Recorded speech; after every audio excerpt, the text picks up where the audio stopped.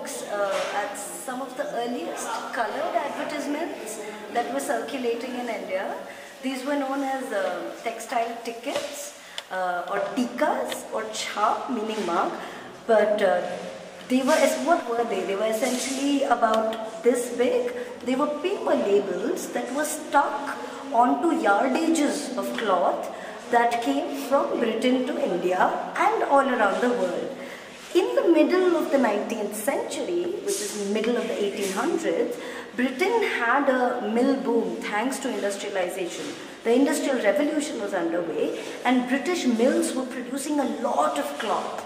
They were sourcing raw cotton from around the world. They were making cloth in mills. That cloth was packaged and sent around the world. Because there was so much competition to sell cloth and the British Trademark Act was passed, cotton merchants and mills started submitting designs to the patent office, and these designs were registered as trademarks.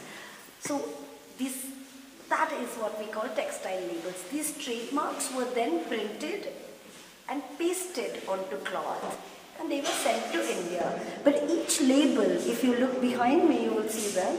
Each label it had a standard format, a very beautiful central visual, very beautiful image, colorful image, a border. The border would have the name of the merchant or the mill in English and in regional languages, and somewhere hidden they would have the trademark number. The central image is meant to attract a customer. The border is meant to give you information, and that little number will give you legal protection if somebody else tries to pretend to be you in the market. But because they had to appeal to a market like India, where India was their biggest consumer, because they had to appeal to a market as diverse and as large and as different populations, across the country you have different populations. What were they doing? They were very carefully choosing images that would appeal to different kinds of people. So at the end of the day, a textile label is both branding, it is advertisement, but it is also a legal document. MAP, the Museum of Art and Photography, has a collection of close to 7,000 of these labels. And from that 7,000, we have chosen about 400, which is also not a small number.